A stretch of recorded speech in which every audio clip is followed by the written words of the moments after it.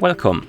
In front of me I have Suunto Ocean and I'm gonna show you how to enable and how to disable the power saving mode on this watch.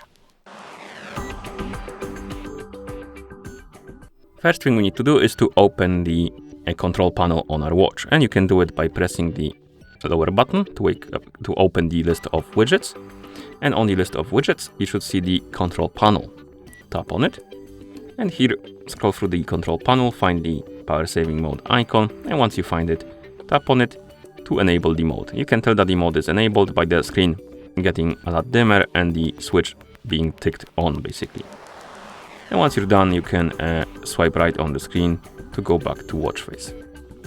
And to disable the mode, open the widgets by pressing the down button or lower button, then tap on control panel, find the power saving mode icon, tap on it,